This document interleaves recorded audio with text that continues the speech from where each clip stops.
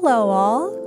Welcome to the first step in mapping for my JRPG-inspired indie game and work-in-progress novel, Godseed. Today's Parallax mapping will be the first part of a series for a manor house, namely the cellar and the kitchen area. This will be the pending second area of the game that will allow for a bit more exploration that the novelization lacks. For this map, we're starting on floor 0, which acts as a kitchen, cellar, and an access point to the backyard of the manor. It's been a while since I took a crack at mapping, so I wanted to focus on an area that was smaller and simpler while I eased back into the flow of this type of work. Even though it's small, I still want a mix of interesting shapes for this level. So I start with a simple rectangle for the largest room, which will be the actual kitchen, a smaller square room for the cellar, and then an odd-shaped room that, in my mind, is more of a hallway that's been carved into the stone beneath the house. More organic and less polished, especially since it's a servant stairwell. There was a bit of a pause between laying out the rooms versus actually working on them. I quickly realized the floors weren't going to do after setting up on medieval kitchens, so I opted for a more cobble-styled stone floor. At first, I thought I was going to shrink things down, so I started tiling them by hand, but I quickly decided against it. I did end up liking the stones though, so they stayed. A little unnecessary work, but I like pain. So, the manor is supposed to be very, very old, so I also made sure to add some spots in the floor where the stone had been worn down to dirt. Later, I'll go in and do more detailed work to break up some of those rocks and crack them a bit. Okay, now it's time for my favorite part, decorating. The floor above houses a constructed dining hall out of what was once a dining room and likely a formal living room. And with a very small amount of staff at this manor, it is a necessity, so I was pretty committed to making it work. In old kitchens like this, they didn't always have countertops, and they did most of their work on tabletops. A lot of the examples I found had smaller, thinner tables along the walls with one grand table in the center of the room to assemble and plate meals. I'm bouncing a little all over the place here, but the stairs are starting to drive me crazy with the table in place, so I want that dark oak color present throughout the room in varying shades, but I'm knocking that out now before moving on to more wear and tear on the walls.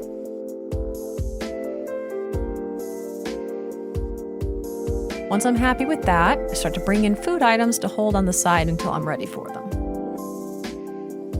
Now it's time for the part I struggled with the most in this endeavor, this darn fireplace. Originally, I wanted to go for more of this handmade look with the large stones from this fireplace that came from the shabby cottage tile set by Aqua. At this point in the process, I'd been working exclusively with my mouse in between other tasks, and this got me pretty frustrated pretty quickly. I think my other issue was that I was fighting several ideas without a clear reference. So eventually, I just put this to the side to focus on the rest of the room, and I saved it for last.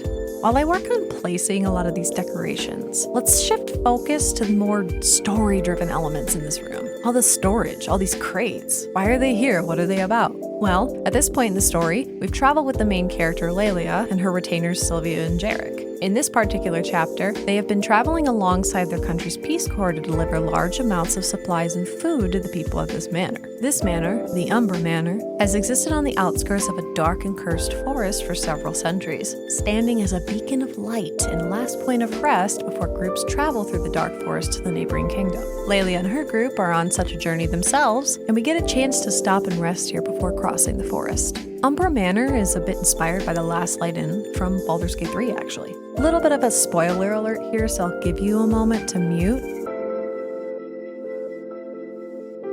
For those who haven't played, there's a location in the second act that deals with a cursed land and an inn that groups have taken refuge in for a safe haven. The moment I stepped into Act 2, I knew I was going to get great inspiration for Godseed. I used to actually stand around in the Last Light Inn when I was rough drafting for the ambiance, but now that Umbra Manor has taken a shape of its own, I'm dying to stand around inside it during my writing sessions. Random, but another world-building tidbit here as I add this sync. Godseed takes place in a world where the people are directly descended from goddesses themselves. Because of that, most people have some sort of elemental affinity or a natural animal form they can transform into. A very large chunk of these humanoids actually have the ability to control water. Because of that, most homes actually have indoor plumbing. I like to think of the level of technology as some mix between Victorian and medieval, but it's not steampunk either. More of a what if technology took on a much more magical and green approach? People working in harmony together with their different instincts. Perhaps those with an earth instinct are the ones to carve the waterways, those with a water instinct are the ones to channel the water, so on and so forth. Definitely pretty heavily inspired by Avatar: The Last Airbender. Actually, I hate saying that. A little bit of a caveat there. My friend and I, when we were in, I want to say the first grade, came up with the world that Godseed's in. It's technically a paracosm. Okay, listen, this is my rant. This is my rant. I don't know if it's staying in the video, but this is my rant. If there's time, you get to hear it. We came up with a system very similar to this, okay? Very similar to Avatar: The Last Airbender. And then when we had done it, the fucking show started airing. We were convinced these 30-year-old men stole from us. So yeah, there's a little bit of a sore spot comparing myself still to that one. But you know what? We get over it. I went so off script with that. Let's get back to it. Oh my god. Honestly, it's looking pretty good now besides that oven. I had to take quite a few breaks from it, but it's farther along now. Now we're starting to get more into detail work, including scaling, piping, soot, anything and everything to make the space feel older and more lived in.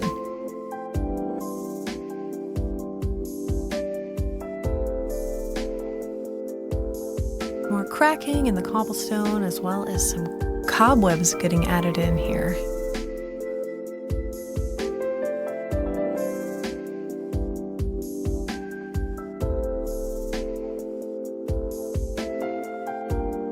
Now we're working with the grand table to add more and more food. And of course, how are we going to cook the food without pots, pans, and spices? Now it's time to start tying it all together with some color adjustments, lighting, and shading. I want to give this area a variety of feelings as you go through it. The middle part, cozy and warm, safe, secure, while the other smaller rooms need a little bit more dark and dust. But not too dark, as I do end up having to correct myself. Remember that dark, cursed forest I mentioned before? The one the Manor borders? Oh, it's teeming with creatures of the dark. Specifically, it's teeming with shadows. Literal entities of darkness that thrive in low light.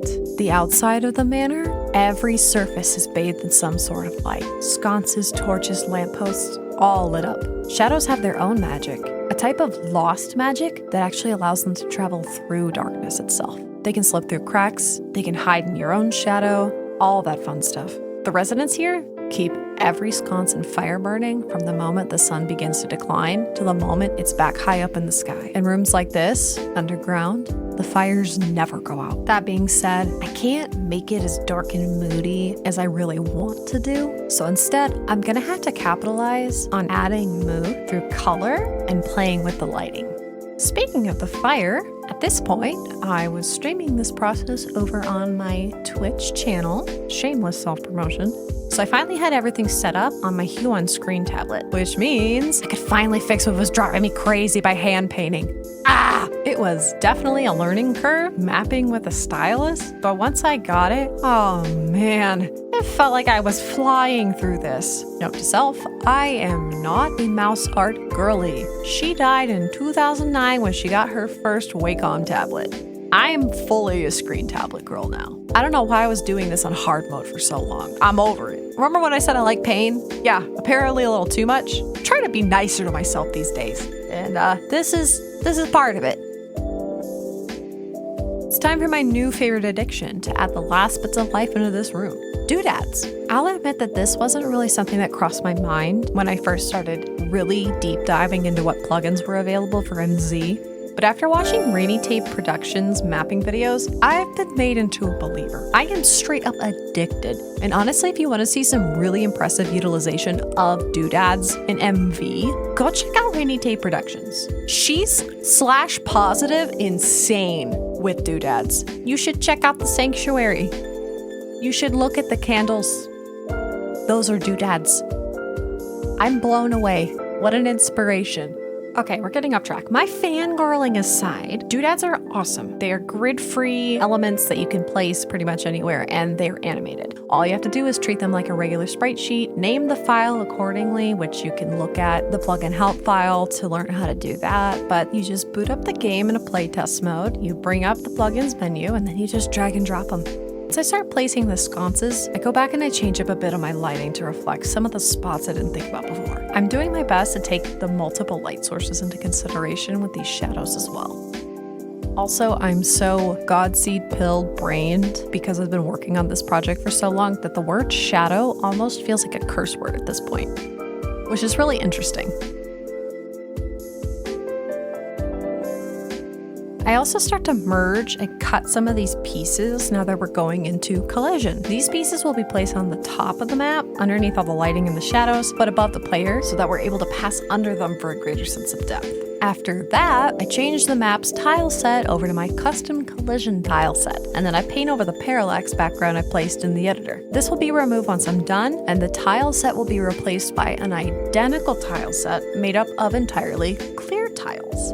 This way, I can toggle back and forth between them as needed, but all of the points of collision stay the same. Now I'm just changing some things up last minute, moving doodads around, altering their Z indexes, touching up shadows, lighting, hue adjustments, all the needed tweaks here at the end.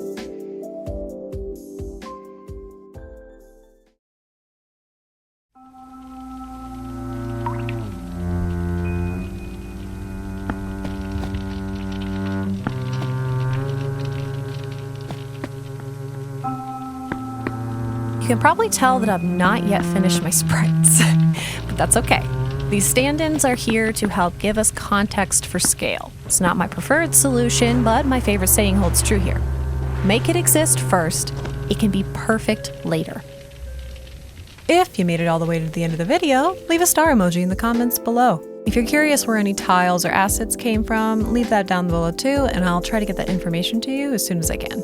I'm not sure when the next installment of this series will come out, as I am wanting to start focusing on making more hand-drawn assets. For a little while, it'll be a mix of RTP and my own art, until I can eventually get to the point where I can have everything be my art. But, you know, until then, progress must be made and we must move forward. If you want to learn more about Godseed itself and the characters, I have a few videos, including a couple of animatics and a voice claims video. I'm admittedly pretty active on Blue Sky right now while I work on ramping up my YouTube channel. Alright, that's all I got for you guys today. Until next time, my dearest voices.